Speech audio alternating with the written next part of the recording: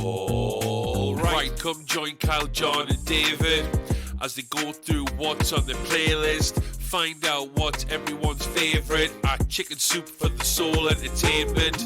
We have a few segments, to be honest, in and out points, no celebs and the gossip, back in time where we talk about the big M's, coming attractions, what the cue, quick checks, who'll be laughing, you abundantly. Welcome to Dual Redundancy. Yes, welcome to Dual Redundancy, the only podcast where you can hear all the latest in television, entertainment news with too many hosts with exactly the same opinions. I'm one of those hosts, David Allen, and another one is... John Berwick, and the third one is... Kyle Bridger. I would say that I am the big game to John's commercial breaks to Dave's halftime show. And some would say you're the main attraction sometimes, Dave. Well, yeah, I was the halftime show, not getting paid. I don't believe the halftime performers get They paid. do not. It's all about that exposure, baby. And that's all it is here. It's all about the exposure. We're doing this from the goodness of our hearts. Meanwhile, I don't know who it was. Was it John that is the commercials? He's getting 4.7 million a spot or whatever it is. Or am I paying 4.7 million? Yeah.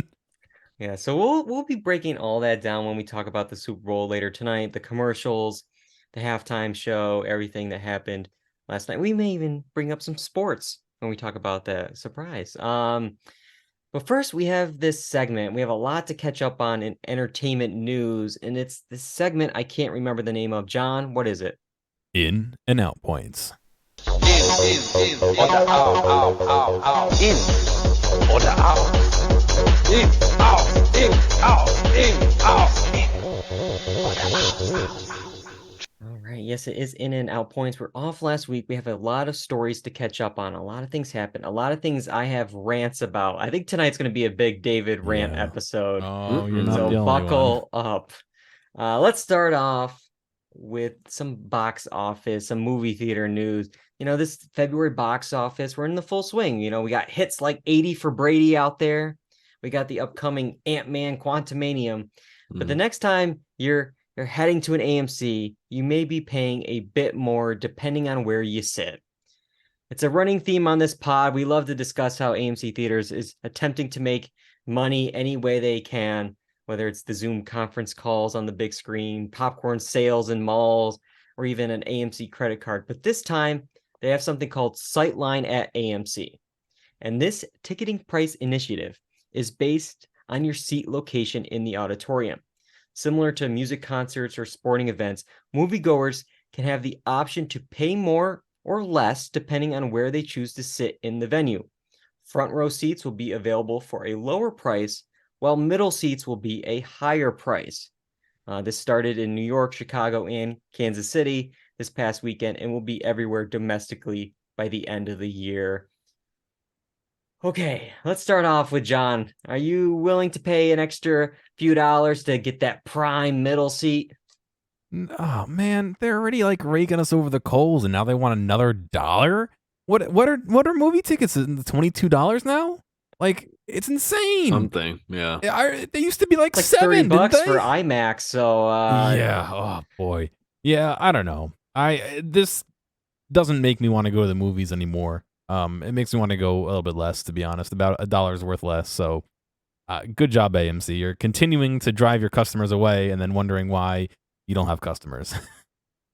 Well, John, you can always, get a seat in the front row and save a buck. Oh, yeah. And then you have to go to a chiropractor the next day to fix it. But I think I've only sat in the front row once, and it's definitely one of those seats where you're like, maybe I don't need to see a movie today. yeah. It's like especially anything actiony in the front row, you might as well give up. It's just blurring. It's so over the top. Yeah, it's just so much. Yeah, I didn't look at the price difference on this. That is really annoying. And I just don't know how you enforce something like this. How are you gonna get workers to enforce middle seats? Are they going to be coming around in the middle of the? Yeah, I guess the enforcement is the people that are coming into that middle seat, but like it's just so wild to me. It's crazy. Already, people like when you go to these assigned seats, people are in your seats. already. Yes. And now you have this on top of it. People are going to buy that front row seat, save a buck or two, and then sit wherever the hell they want. And like then you're gonna have the poor, teenage workers at the movie theater having to be these mediators between these groups of people. That's my seat. No, that's my seat. Like, oh wait, and it's just gonna be a mess. And it's just such a terrible idea because this is not the same as a sporting event and concert. That's what they compared it to, but it's not that. Like there isn't much of a difference between the seats, at a movie theater. One seat over, a foot over here. But there's certainly a difference at stadiums. You could be in like the nosebleeds miles away, or you could be front row center and have like the musical artist be spitting at you how close you are. What they should do is give you that discount on the front 2 rows and not touch the rest of it.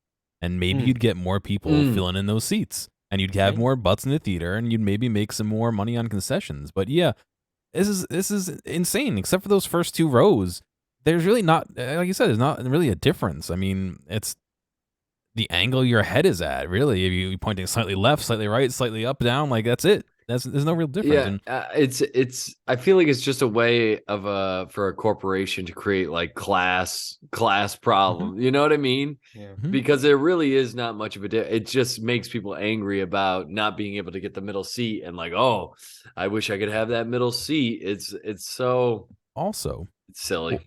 Why is one pair of seats but not paired seats? Yeah. In the second row discounted? One looks like it's an ADA seat, but but look next to it because there's another one that's white. Yeah, there's one that's blue and one that's white. So you're saying that one pair, but they're not paired because they're not in a set of 2. Half of it is discounted. I don't know. Just pointing it out. It makes no sense. Like, because also it's like, okay, in the Titanic image here, that second row, the one all the way to the left and all the way to the right really is just as good as the seats like 4 rows back. Like the coloring system that they made here just doesn't make sense at all. Like it's very, very arbitrary. Because like, okay, you're in the middle here. Okay, why are seats 10 through 15 extra pricing, but seats 9 and 16 aren't? Yeah, it's literally like 6 inches. Like, what's the difference? Yeah. I don't know. That's silly. And worse, they don't let you buy like 3s sometimes or like individual seats.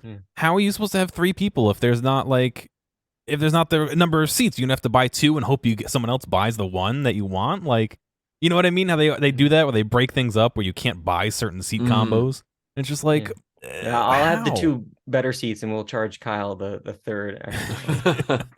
Kyle can sit in the front row, of course. But yeah, it's just a mess. Like, and you notice how like, Regal or Alamo and none of these other people are like, oh, good idea. Oh, we're going to do this. Like, they're like, AMC, you can have the heat on this. Cause right now people are not, even though it is $1, it seems like the stupidest, stupidest thing. You can save that $1 if you sign up for AMC A-List. And it's like, okay, like, come on. It's just any way that they can make money at this point, they're trying to squeeze it out of us. But yeah, I mean, I think I keep saying this, the writing is on the wall with movie theaters.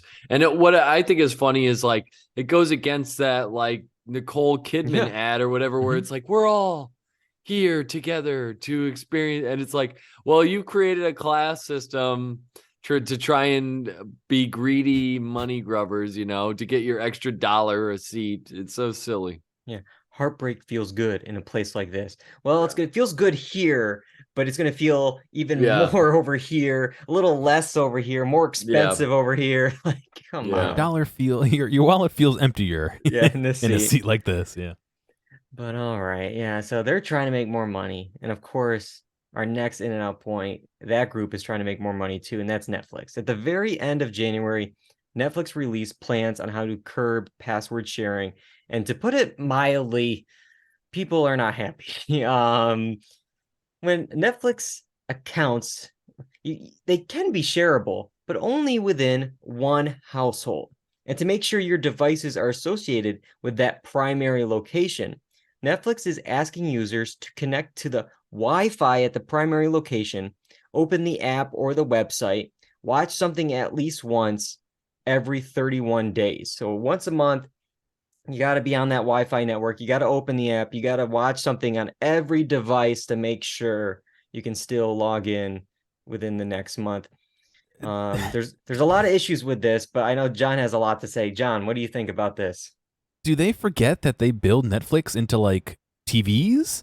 Like, are you gonna lug your 72-inch flat screen to your parents to sign in and watch Netflix on the floor in your living room, in their living room, so that you can bring it back to your house for another month? Like, this is nuts. This is insane. Yeah. Restrict the device. Say you have 4 IPs, whatever it is. If it changes, you got to go re-register with us and just leave it at that.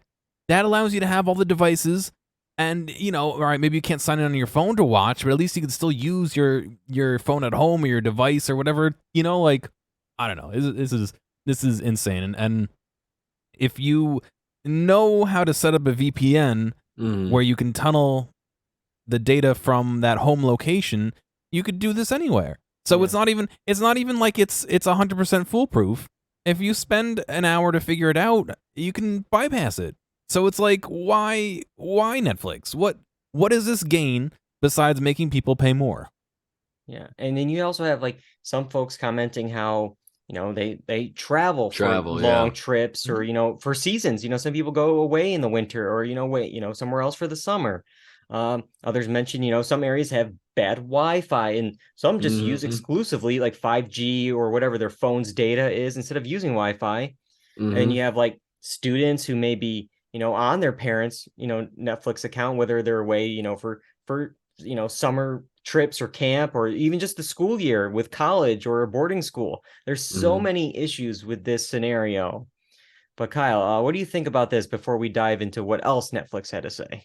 Yeah, I mean, all the points that you brought up were ones that I was thinking about. Traveling.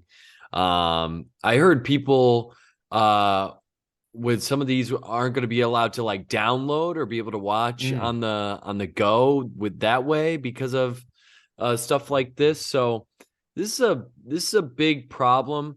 And I don't know if Netflix is betting on people signing up for their own streaming service. And if they think that that's going to happen, I think they're in for a rude awakening. And I don't think it's going to look good for Netflix in the long run. Their content is just not there anymore. That's my guess, is they want to drive people who are, you know, people like me and you guys probably who are using family accounts to get our own accounts. And it's just like, I was talking in our group chat with my family, we're just going to get rid of it if it happens. Like, there's no, it's not worth it. It's not worth it. And especially it's 2023. I hate to say it. You want to watch it, you'll find a way to watch it, whether you're paying or not. Like, you know, I don't want to advocate for doing anything illegal, but it's not hard. It's very easy. So it's tough. And, you know, like I read a post about a guy who runs a restaurant and he puts Netflix on in his restaurant while he's prepping for the morning for hours and hours. He's doing all the prep work to run his restaurant, watching Netflix on that's why I mentioned the TV before. And he's talking to the Netflix rep about how he has to bring his TV home with him every month. Like, that's not a service that I would want to pay money for. That sounds like something I would do to avoid paying money, to be honest. Yeah, like, to get around the system. And like they have like this whole list of their plans throughout the thing. And I think like while they want probably people to make whole new accounts so they get like the full $15 or $20 a month or whatever it is now, there's also, I think, a thing with this where it's like, oh, you can add an extra user to your account for a fee of, you know, whatever, $4 or $5 a month. But those are only eligible for the standard and premium. You have to plans. pay more. You can't do that for the basic ones. Yeah. And then there's the number of, you know, the number of streams, obviously, the number of profiles you can have set up, the downloaded devices, as like Kyle mentioned as well, all depending on which plan you end up getting. But all this being said, don't worry, guys. This was all an accident. And they removed these accidentally posted guidelines coincidentally very soon after the blowback of these posted guidelines. For a brief time yesterday, a help center article containing information that is only applicable to Chile, Costa Rica, and Peru went live in other countries. We have since updated it. So yeah, these aren't the rules for the U.S. Supposedly. Yeah, I saw that, but it's always with these companies. I mean, and the Oscars are doing that. Let's just float something out, see the response, and then go from there. It's like, how could they not? They must have known that there would be some kind of backlash to this. Otherwise, they wouldn't have like soft sold it or like soft landing of these rules. I think they're trying to temper, like, how when you're cooking with eggs and you got to like slowly mix in the hot stuff so you don't, you know what I mean? I think that's exactly what they're doing, is they're trying to sneak little bits and pieces in here so that when they relaunch it, not everyone goes, I'm canceling. Yeah. And maybe it's like, 31, but what if it's actually 45 days. It's like, doesn't that sound better now? Yeah. But let's see another quote. We've always made it easy for people who live together to share their Netflix account with features like profiles and multiple streams. While these have been hugely popular, they've also created confusion about when and how you can share Netflix. Today, over 100 million households are sharing accounts, impacting our ability to invest in great new TV and films. So what I'm getting from that is we're not getting money from the separate households, and that's impacting our ability to create more shows because we're not getting this extra profit money. And then spend $200 million on a film that nobody will ever care about after 2 weeks. Or just marketing or handing out $500 million deals to people. It's just insane. Super Bowl commercials. Yeah, because I mean, I don't want to be like so negative here, because I hear them. They are a business. They are trying to make money. And if people are sharing accounts, they're trying to get the money for the content that they're providing. I get all that. But they say here, we've always made it, easy for people who live together to share accounts. There's been some confusion about when and where you can share Netflix. I wonder whose fault this is. Yeah. I don't know. Maybe on March 10th here, 2017, when they posted, "Love is sharing a password" on Twitter. Yeah. The call is coming from inside the house. Yeah. It's like, oh my God. But also, I love the language of it. We've always made it easy for those sharing a household or whatever to share. And the reality is it's the most basic thing. Yeah. Like if people want to bundle their stuff together, or if we want to share with multiple people and we're paying for the service, why shouldn't we be able to get the service? It says 6 users.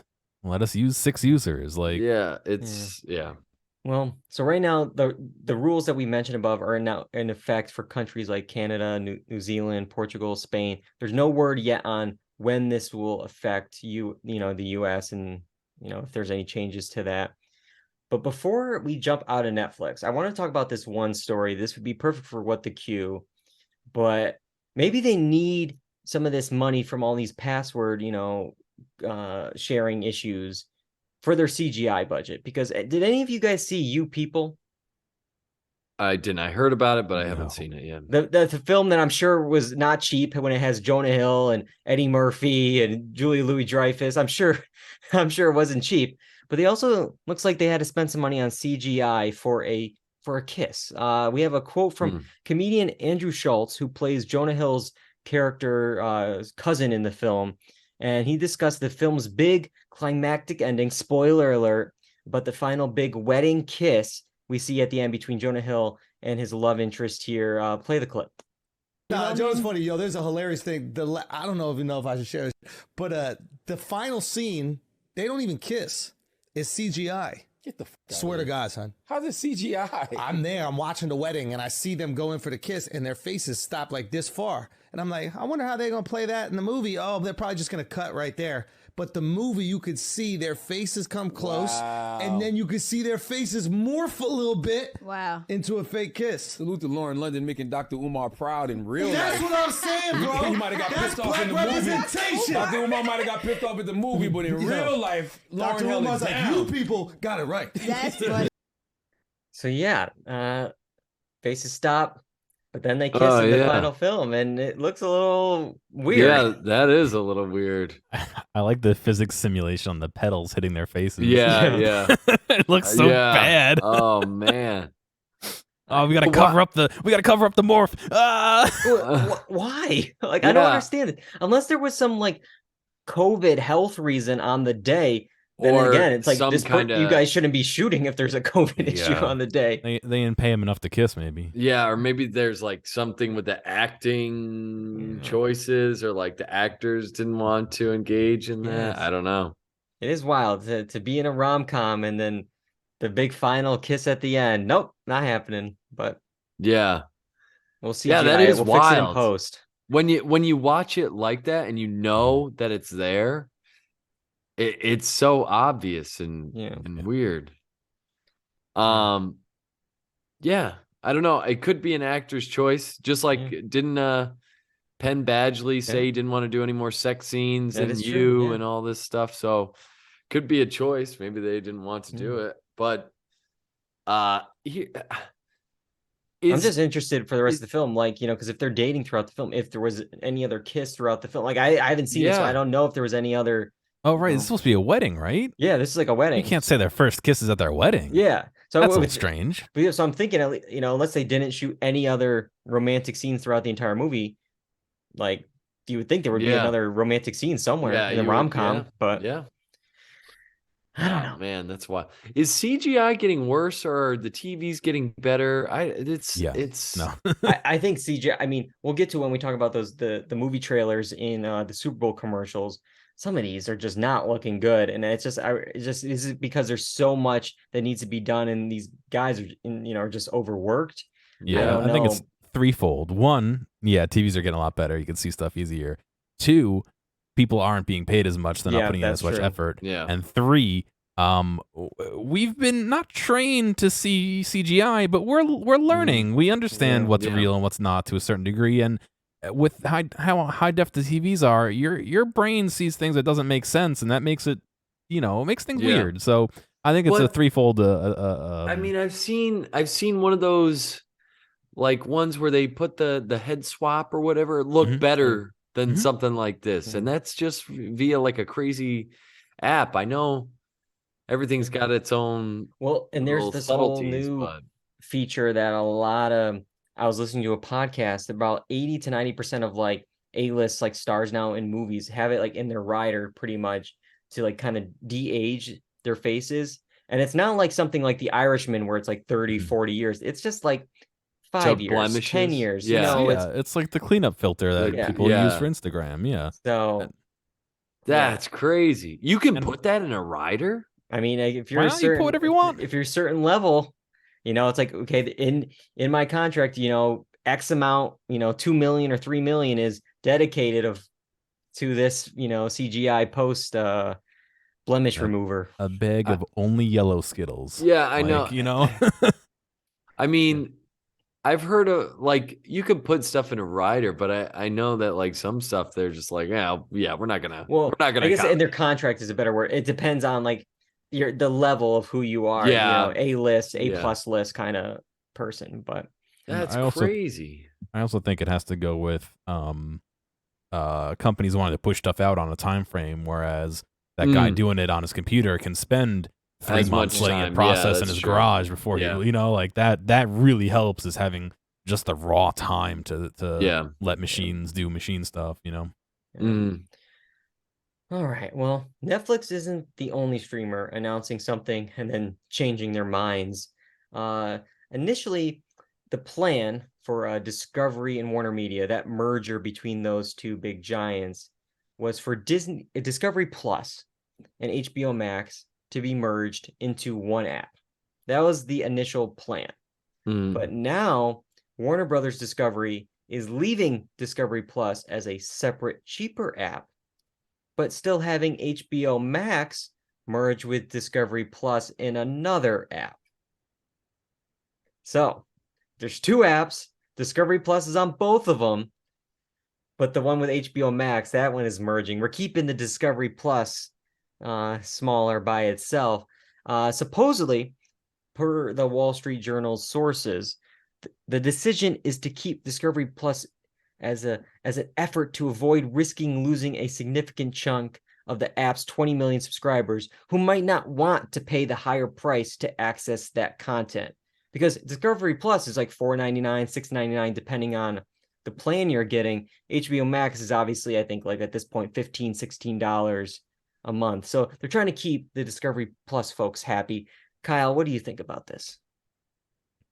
I mean, I'm not around people that would want the Discovery Plus content over the HBO Max content.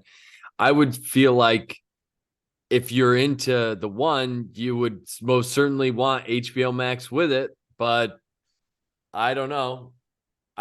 Maybe I don't even know what's on Discovery Plus. Is it like 90 Day Fiance? I think so. It is. I think it's a lot of those reality shows. So unscripted. maybe some people would just want that. I can't imagine that they wouldn't want the HBO Max content as well, because there's a lot of good stuff, and even some even some of that content on HBO Max. So I don't know. It seems silly to me, but to me, I don't know. I can't believe that Discovery Plus is the drivers bingo of this. I don't understand still how they are in the driver's seat of this merger. I don't understand it, because also with this here, okay, the sources are saying, oh, we don't want to piss off the Discovery Plus folks and having them pay a bit more for their content. That's great for them. Great for them. But you know what? You know what's gonna suck? It's gonna suck for us, because this HBO Max app, you might be thinking, oh great, we're gonna get this Discovery Plus content. That's a win, Dave. That's awesome. Just more content. You don't have to watch it. It's there, but it's a win. More stuff. Wrong, because they're going to charge us more because they're adding more content. So they're gonna piss us off because we're gonna have to now pay $20 instead of $15.99 or whatever it is for HBO Max Discovery Plus mega app. What kind of dirt does Discovery have on HBO that they can just strong arm them into this deal? Whose browser history do they have like saved, ready to show the world, that anybody at HBO Max is saying like, yeah, that's a good idea. Well, you keep your app, just join us too. Like, how? Because also, okay, the Discovery Plus app, I mean, I don't know if these are domestic or international numbers here, but in the source it says 20 million subscribers, Discovery Plus. Okay, 20 million. Let's just say, that's global. I don't know if it's true, but it's global. HBO Max has 70 million global subscribers. You don't want to piss them off? Like, and what 70 is bigger than 20, right? What app doesn't have tiers anymore? Why not make one app, convert one to one tier, one to the other, and say, hey, you're at this tier, we'll give you a discount if you want to bump up for the first year. Like, everyone else is doing it. Like, why complicate things so much more for everyone? And then how many people are paying for HBO Max and Discovery Plus who are now going to be paying for HBO Max and Discovery Discovery Plus on the side until they realize they have it twice? Like, I don't know. It must be all the doctor's offices and dentist's office you go in where it's just running on the TV. It's got to be all those. It's gotta be. It's baffling to me because, we don't know the name of the new service, but we mentioned it before, how they might get rid of the HBO part of HBO Max. And that is just the dumbest decision I've ever heard, because Max doesn't mean anything. Discovery Plus to me doesn't mean anything, but HBO means something. Maybe this is just a really big April Fool's joke and we're building up to it. It's like a lot of these Super Bowl ads, all just these fake news stories to get you hyped up for a commercial, but they're playing the long game if they are. Speaking of mergers, we've been theorizing it for a while, but it's finally happening. Showtime is merging into Paramount Plus, and they have a name. I want to make sure first, John, you're sitting down, right? Yeah. Oh yeah. Kyle, do you need anything? Maybe some water or something? Are you okay? You good? Yeah. Okay. The new name for the Showtime Paramount Plus merger, this one super service here, is Paramount Plus with Showtime. They did it right. Discovery, HBO, look. Well, did they go? Because here's my bone to pick with them. You have the plus in there. You couldn't just make it Paramount Plus Showtime. Like Yeah. already Yeah, that's that's fair. clunky, that's long. If you don't want to combine them into two, but Paramount Plus with Showtime, Yeah. Paramount Plus Showtime, Paramount Plus Showtime. Yeah. Like I don't know, but they didn't ask me. They didn't ask me. You're not getting paid the big bucks to think of that. No. No, it's just all right. Because for a while now, they've had like Showtime as that extra thing that like John was talking about, where it's like, oh, you have Paramount Plus, you want Showtime, you can add that in. Now it's going to be all into one app. I believe Showtime will still have a linear channel for programming, for if you're still, have cable and you want the add on, but it's the Paramount Plus with Showtime. So yeah, and I just have to say, HBO Max should do HBO Max minus Discovery Plus, and really, we'll turn this into a math equation. Each name rebrand. But this brings up. I mean, even my dad was wondering.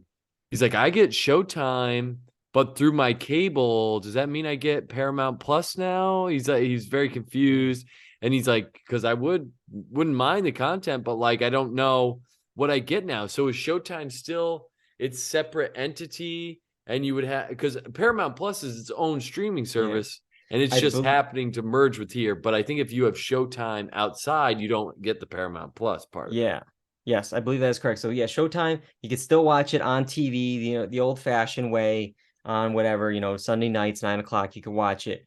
But I think the Showtime, like Anywhere app or Showtime Go or whatever, Showtime Now, I don't know what it was called. Yeah. That is probably being folded into Paramount Plus. And I don't know how it works now. Like if you have the cable version, if you automatically get this, or you have to pay an extra thing to get this. Yeah, I don't know.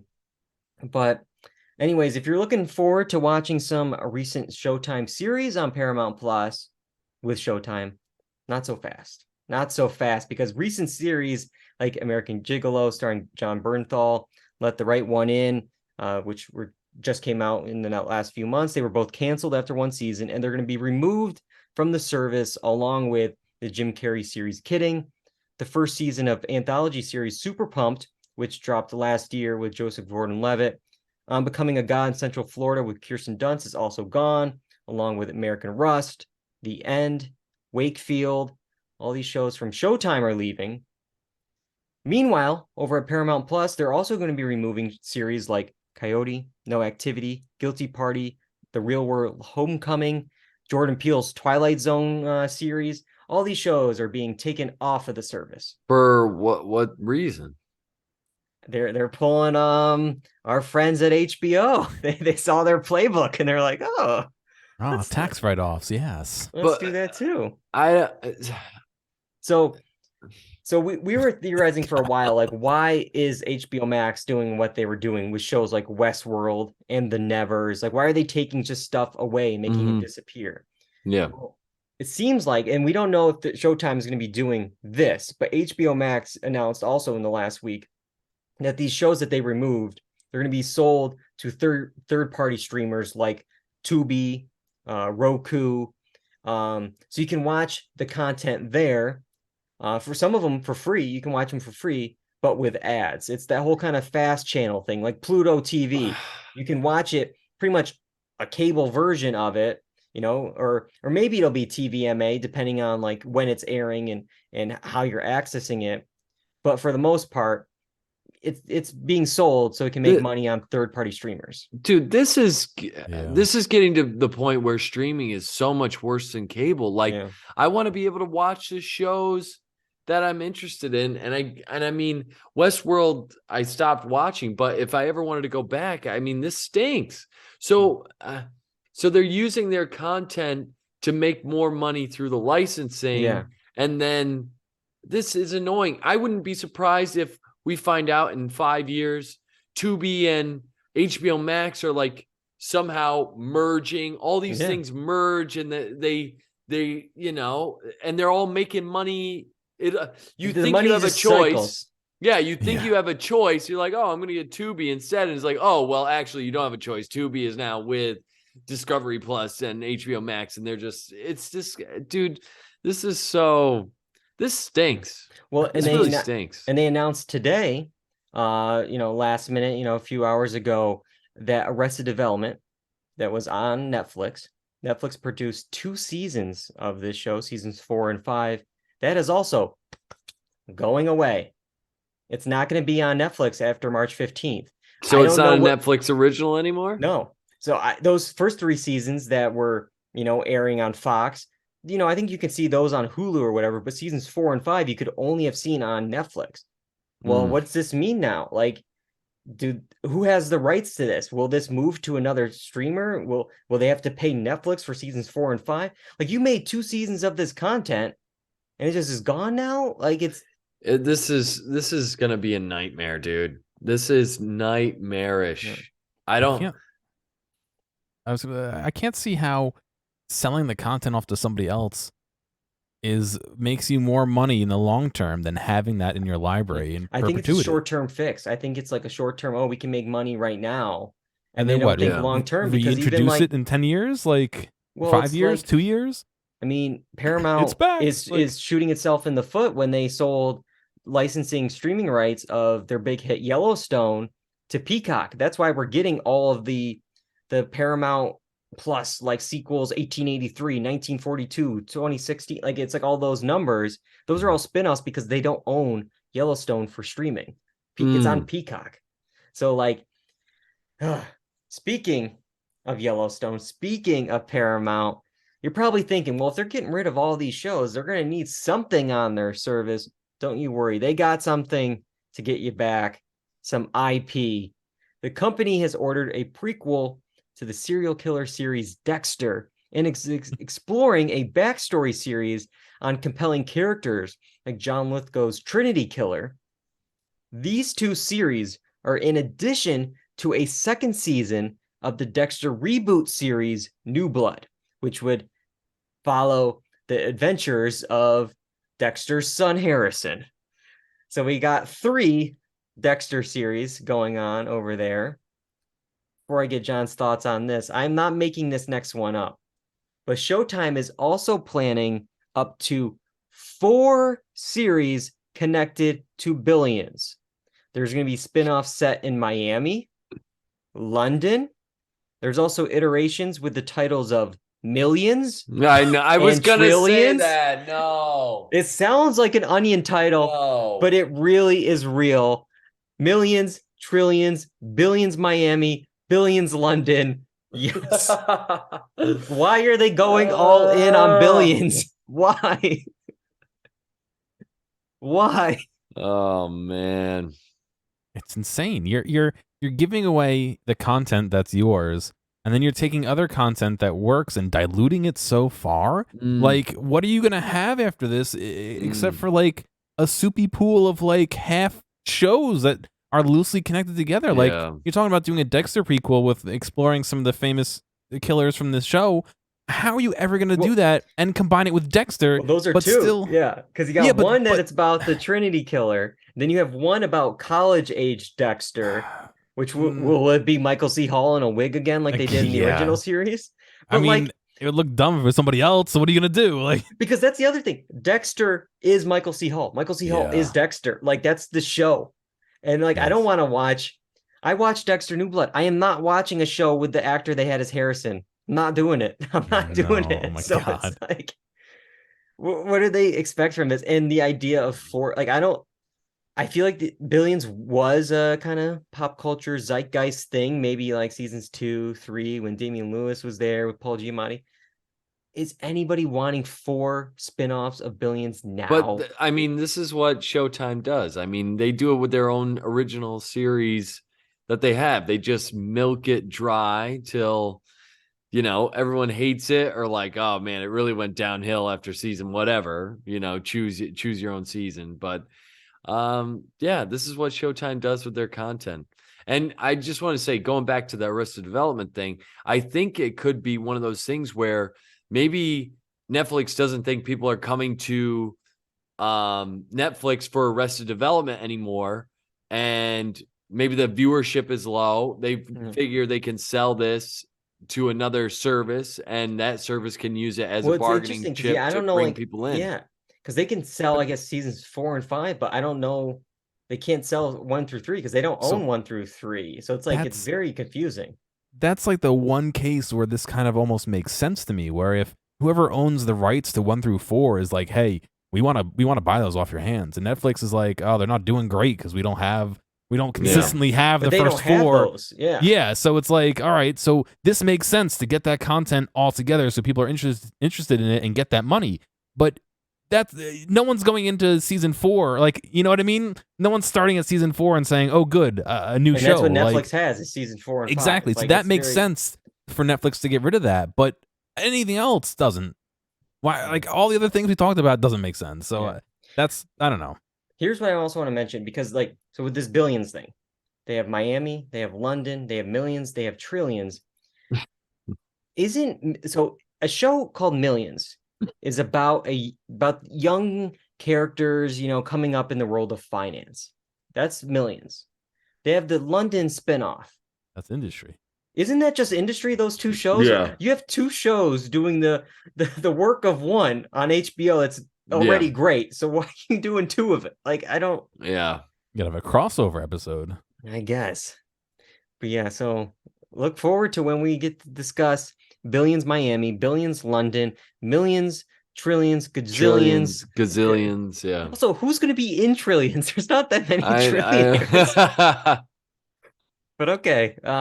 Trillions. One last thing to kind of talk about, because we're kind of talking about CBS, Paramount, the whole thing.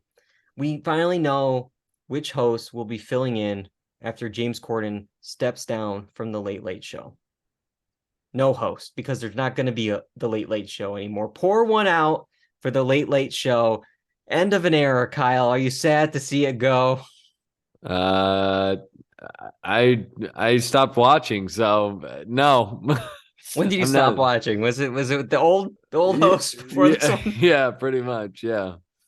So, I see what you did there. Yeah, you killed it. Yeah. So. Yeah.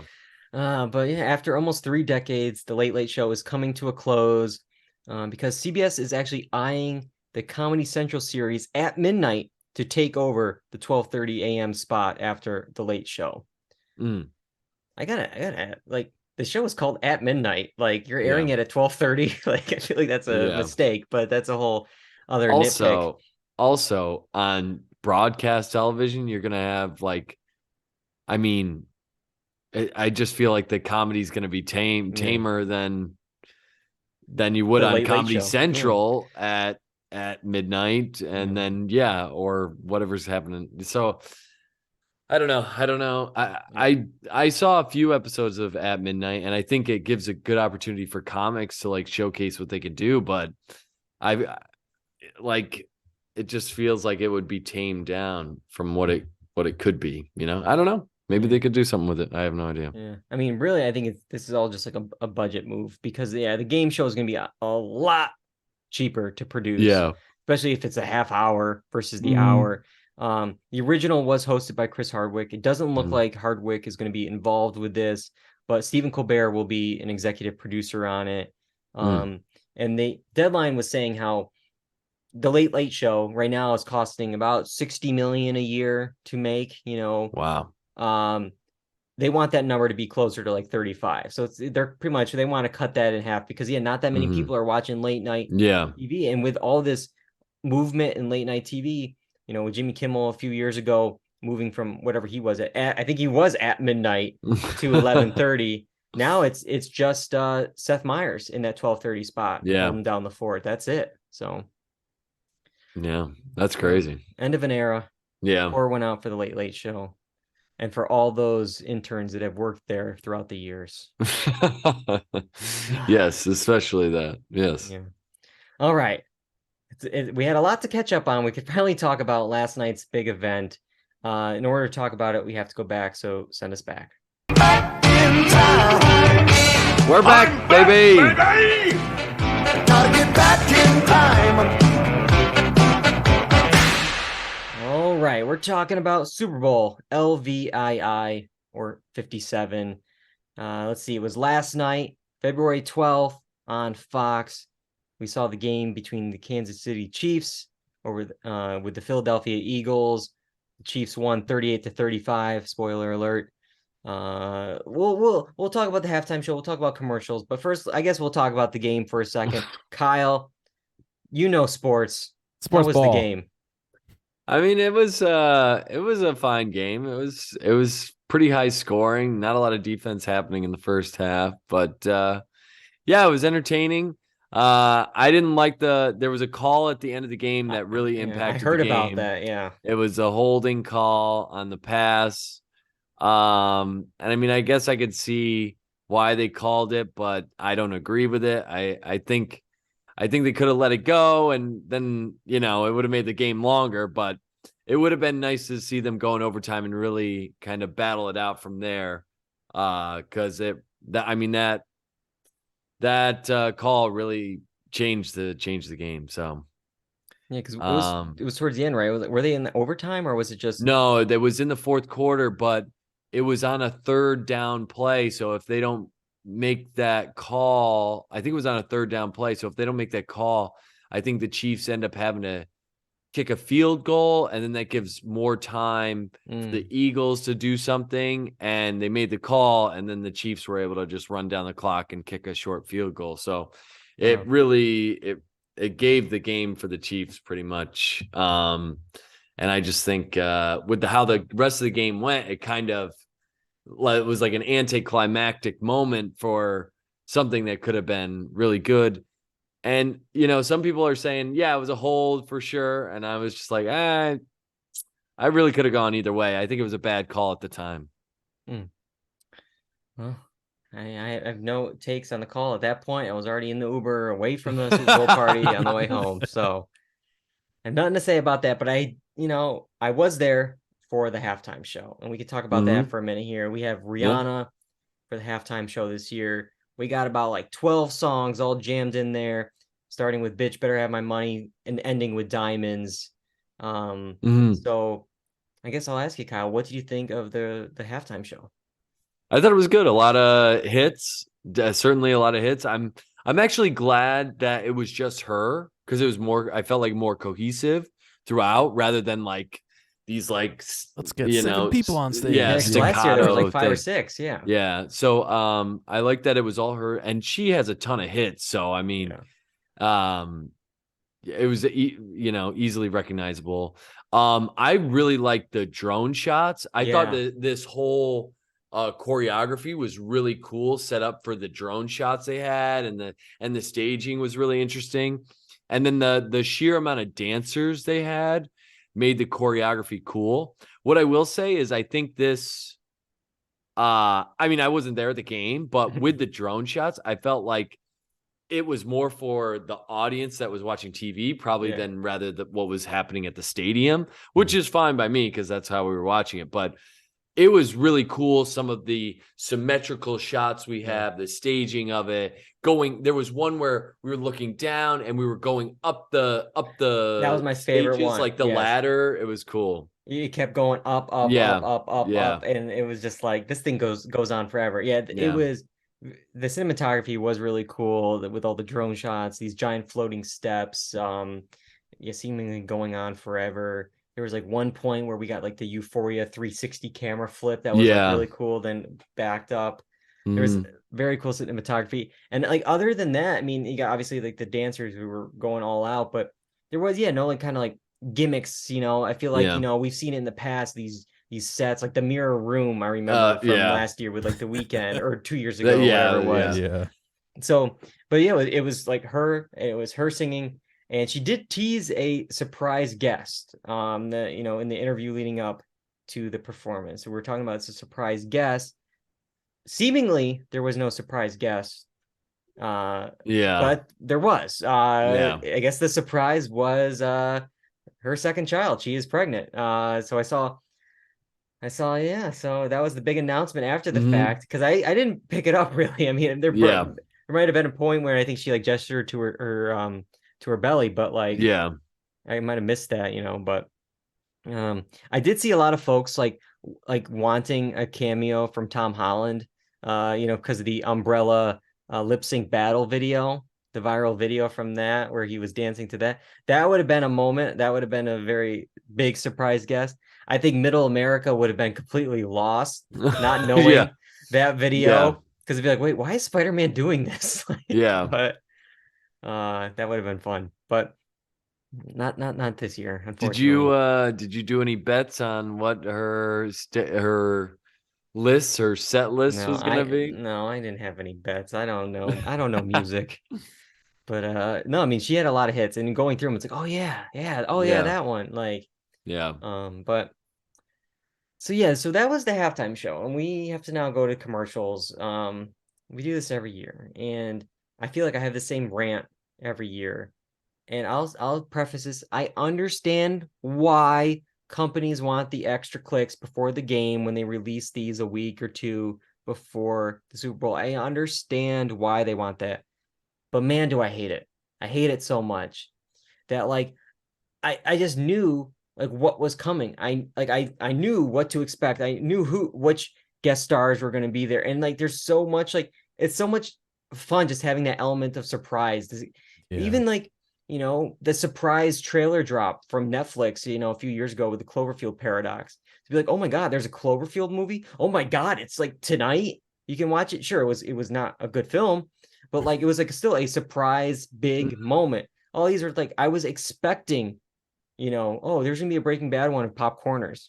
I was expecting to see that. I was expecting to see multiple Adam Drivers popping up all around. Like it's like okay, like it loses the effect, and I know why, because they got the free clicks and the buzz and news articles, and they're paying a ton promoted. of money to you know, to these actors and everything. But that's like, and then after all that, you know, okay, maybe I missed a few, and like okay, maybe I'll try to find them now. You can't find them how they aired during the broadcast. They're now all the extended ones. So I went to look up a few of them. And like, okay, for instance, the Scrubs Grease reunion, for some reason, I don't know why we're doing these two things. That did not make sense to me at all. But it's like, okay, let me check this out. And then I click it. 2.5 minutes. No, I'm not watching this. I'm not watching a 3-minute film that's an ad. No thanks. I'm not doing it. Yeah. With all that being said, were there any favorites, or were there any that stand out to you guys? John, any favorites here? Well, it was nice to see the Breaking Bad one, as much as, you know, it felt, Jesse's lines felt a little forced, but it was still nice to see it. I mean, it was funny, you know, it's a iconic scene, the three of them meeting at the end, you know, that's like peak Breaking Bad almost, and it was nice, but it was still an advertisement. Why didn't they make a joke that like one of the flavors of the 7 was chili pea? When he's like, oh, we got to do, we have 6 flavors. No, you make it 7, and you have like Jesse saying, oh, it could be chili powder, or like, you know, something. Come on. Yeah, there was some more opportunities, but I don't know. I wasn't upset with that. I like you, I was a little upset to see it before it aired, but you know, otherwise I thought it was a well done commercial. I mean, all the cinematography and all that was pretty, you know, analogous to the actual show.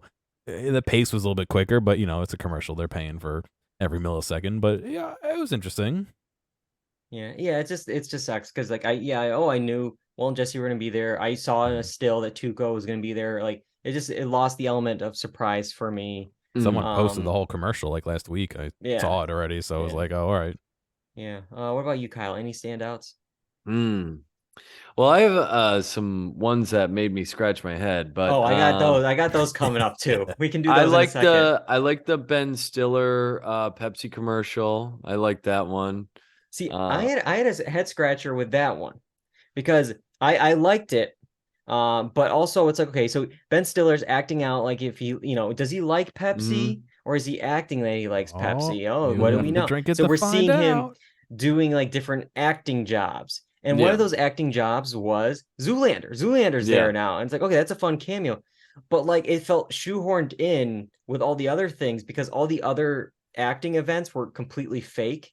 So I almost would have liked if he did like recreations of some of his other most famous scenes and characters. So then it all was like all his filmography. But instead it was like fake. Oh, Zoolander, fake. It was like it was that's fair. And like the whole thing was based on the premise that you're like faking emotions really well. Like, I don't know. Yeah. Like, I get what they're going for. Like, oh, you got to try it to see. But, like, Mhm. all it says to me is that, like, yeah, he's being paid to like Pepsi. Like, you know what I mean? Like, all right, not going to make me go try it, dude. Yeah. And then I liked the Brian Cox one with the Michelob Ultra. That was okay. It was an the okay one. Caddyshack. Yeah, the Caddyshack one. Yeah. I like that one. Yeah. Yeah, a lot of nostalgia. There was Caddyshack, Breaking Bad, Clueless. There was like the Uber one with like the Scrubs, Hadaway Grease, yeah. song, like Diddy. Yeah. A lot of The nostalgia. Grease. The T-Mobile one was weird with Grease because it's like, talk about shoehorning in it because those two guys are the spokespeople for T-Mobile, but then it's like we weirdly got John Travolta as well, and now we're singing. It was just a weird. It's also The cadence didn't work because the words they like shoved in, like Yeah. But I saw What's Up, Nikki? We asked on Instagram, like, oh, what were your favorites? And he said the Blue Moon commercial had unexpectedly funny ending. And it was an interesting one because so that one is like it was the whole It's ad like a was like a fight choreography, between like Coors and Miller Lite, you know, and then at the end it's like, oh no, this is actually a Blue Moon ad. And at first I'm like, wow, like why did they do a commercial with all these like competing beers, you know, like to give them airtime? Nope. They're all in the family. Yeah, no, it's sad. It's crazy how much, like when you look at beer companies and how they're all under one or two on like major corporations, it's crazy. You think you have a choice. It's like, no, it's all under like one or two. It's wild. I mean, that's 90% of the things you consume every day. Yeah, So pretty much, yeah. I've been talking, there hasn't been that many surprises, but I guess the one surprise, at least for millions of people, was, well, they thought their TV was being hijacked by Tubi. I don't know if you guys experienced this. That was a wild one. So you're welcome back to the game, and all of a sudden the menu pops up. It scrolls over to the Tubi app, and then you're watching Mr. and Mrs. Smith. Yeah. A lot of people weren't happy. Yeah. Didn't they ban like police sirens in like radio talk shows? Why can't they do something similar for like fake hijacking your TV? You know, like that's the kind of stuff that like, yeah, all right, I get it. It's kind of cute, but like don't do that, please. Like, well, yeah, the funny thing is that I think whatever we were watching, the app crashed. Actually crashed at one point. So I was like, something like this could legitimately happen. Yeah, I don't know, you know. Yeah, what a mess. So there was a lot of stars in these ads. You know, we mentioned a few, but you know, Ben Affleck being caught by Jennifer Lopez working at Dunkin' Donuts. That was funny. That was funny, yeah. Yeah, Will Ferrell being inserted into Netflix shows, Miles Teller dancing, Ozzy Osbourne in The Office. You have a lot of stars. Speaking of stars, that's where I guess another head scratcher I had was the shrunken down John Hamm and Brie Larson in a fridge next to a mayo jar. And I don't remember this one. So if you don't get the joke, don't worry. They explain it specifically in the ad. They're like, get it? Because Ham, Brie are in the fridge. Ham, Brie. With mayo. And then the door opens. Pete Davidson's there. He's making a sandwich. He's there. And then we cut to, they're all life-size now. They're out of the fridge. And he's eating a sandwich. Oh, you guys taste good. Why is Pete Davidson in this ad? Yeah. Okay, John Hamm, Brie Larson. Okay, that makes sense, I guess. Brie, ham, sandwich. But Pete Davidson, why? Like, it's just okay. Yeah, I don't get that. They were shrunk, and then they were large. Sometimes these things, because it's a 30-second ad, and then they have to do a 10-minute short film for online only to explain it. But when you cut it down to 30 seconds, it doesn't make any sense. Yeah.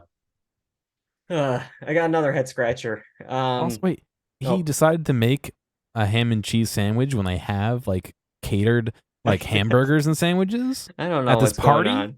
What? I don't know.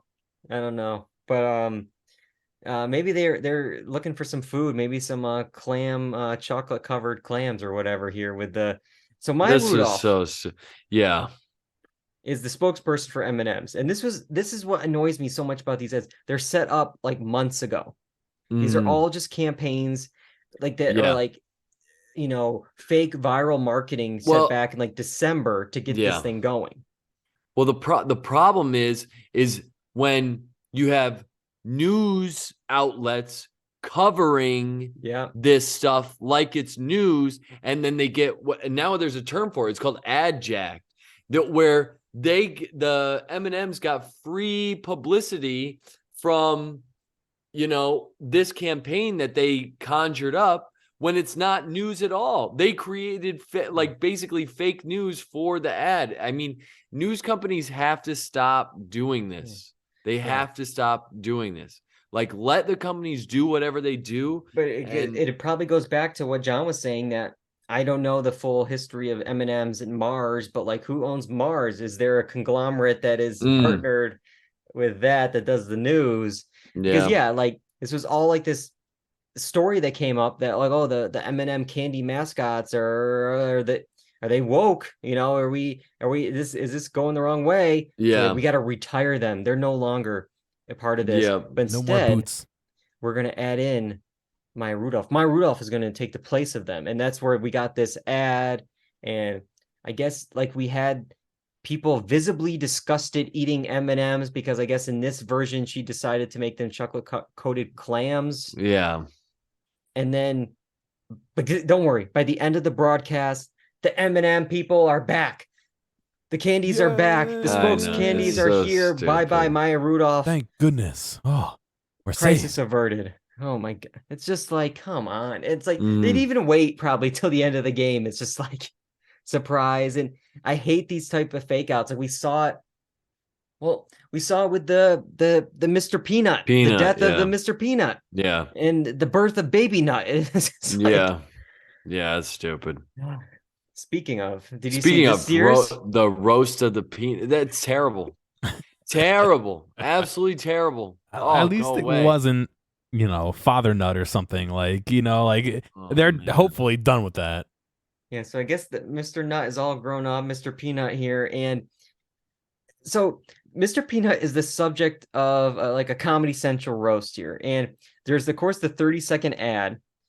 And I guess you can go online and you can watch the full roast, the full 12-minute roast. They spent time and made a 12-minute roast for Mr. Peanut. Yeah, and I can't believe comedians actually, I mean, well, I can believe it because it's like a bunch of money, but like, I can't believe they literally were shilling for this. This is, I would say I would have, pulled some of the good jokes, the best lines from this thing.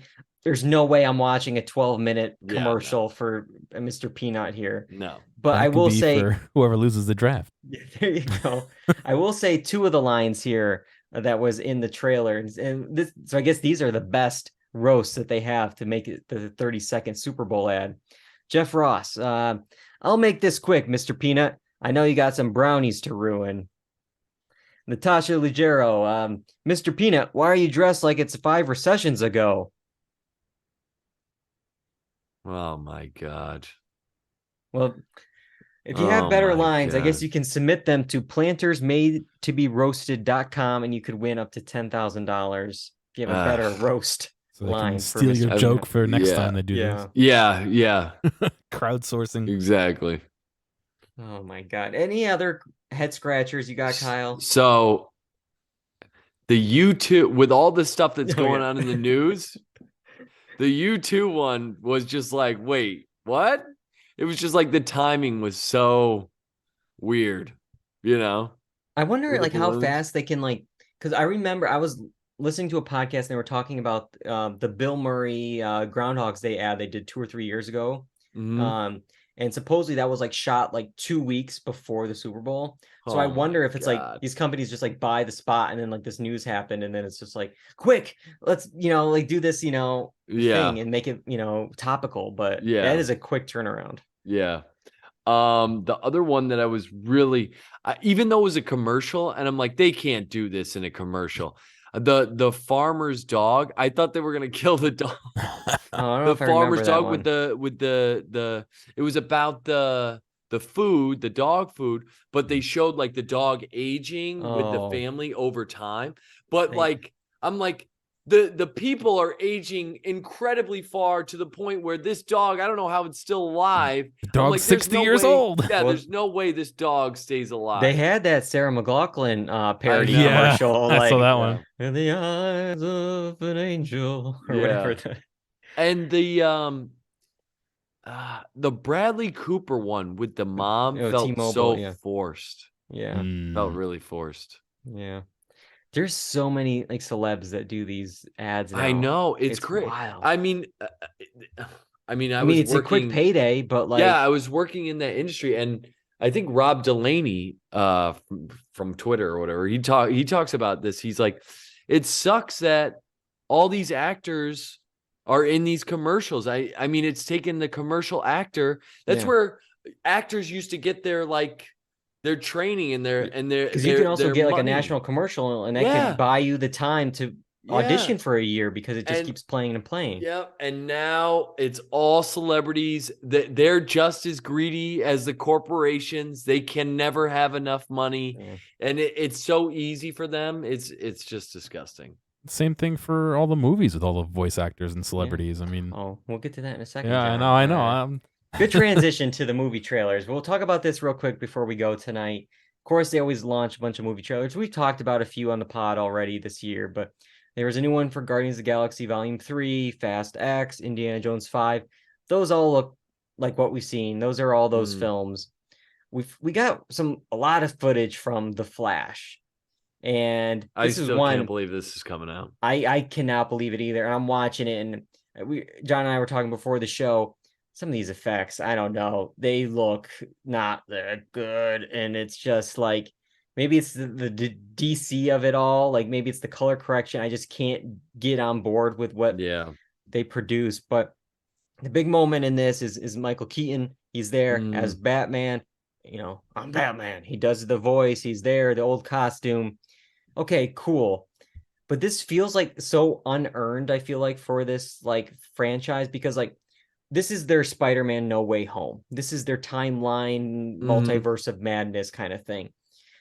Marvel's been setting that up for so long. They have all this stuff, but I feel like they're doing it now in just like the Flash movie, just to like do it. And it just feels we got to get on board. Yeah, it's like a copycat. And I'm going to be honest, this whole thing was pretty much two Ezra Millers running around. I don't think I need one Ezra Miller at this point with all the issues Ezra is having in real life. I don't know if I can get on board with two causing havoc in the movie. So I just don't know how. The only reason I think we think this movie's coming out is because it was already shot a bunch, right? And they packed so much money into it, because I don't know how. And I think they're betting a lot on this as like the future of like the DC brand. Like I don't know if this like restarts something, if it makes it, like whatever. It's a new multiverse now, and now we're setting the stage new for the new reign of like James Gunn and DC and stuff. But boy, yeah. Oh boy. One last one I want to talk about, because we always have to talk about it. The Super Mario Brothers movie. We didn't get a trailer. Instead, they did something I thought was actually, I actually liked it. It was a fake plumbing commercial, and it was using a rap intro that was actually used in the Super Mario Brothers Super Show that ran from 1989 to 1991. So it was like this like callback thing, but it was also like this like fake like low budget commercial with bad acting. Like it was like a fun, like, okay, you're making a commercial for the Super Bowl instead of just showing us footage from the movie. I thought it was like a very creative idea. John, what did you think? Yeah, it was pretty good. I mean, they're marketing it well. I mean, I would not expect anything less from, Nintendo and the companies they're partnered with. So, it was a nice callback, and I think that maybe they're leaning into that kind of nostalgia a little bit because of people not liking some of the voice acting from what we've seen. So, I saw a lot of people posting online like, oh my God, they did it. Like, it's like, all right, yeah, they are marketing hard. Like, Well, what's interesting is this ad has a phone number. And if you call that phone number, just like in Breaking Bad and Better Call Saul, like those phone numbers actually work. And when you get there, you get a voicemail message from Luigi. You get Charlie Day doing Luigi, answering the phone. No Chris Pratt, no Mario. We're not hearing that voice on the Yep. phone. So they're Yep. leaning into Luigi and Charlie Day here instead of Mario, which is a definite conscious choice. Oh yeah. So interesting. But all right. We went a little long tonight, but we were off last week. Any last thoughts of the Super Bowl? Anything else? Until we put it to bed and we'll see it next year for 58, I guess. We're in overtime. We're done. We're in overtime. The refs are calling it. We're calling this an episode. That's all we got. There's a for this holding week. penalty. We're calling it right now. Delay a game. Come on, let's go. That's it. We're gonna be off again next week. We're taking some time in February. It's a crazy time. We've had some big shows with the Super Bowl. We got even a bigger one hopefully coming the end of the month. Oscars, our Oscar prediction bet, our Oscar prediction special. We're hoping to get the good and the bad and watchable on to predict the 95th Academy Awards coming up in March. So a lot to do. Make sure you are following us on YouTube, Apple Podcasts, Spotify, the blog, dualredundancy.com.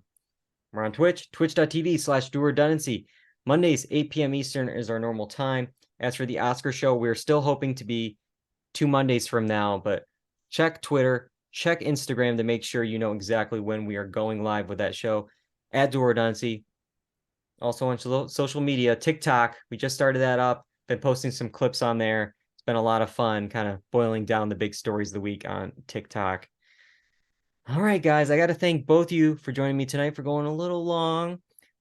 Catching up on some entertainment news, talking about the Super Bowl with me. Couldn't do without you guys. For John directing the show, putting it up on Apple Podcasts and Spotify, YouTube. Couldn't do without you guys. Yep. All right. Until next time, I'm David Allen. I'm John Berwick. And I'm Kyle Bridger. And that's all we got for Dual Redundancy. Goodbye, everybody.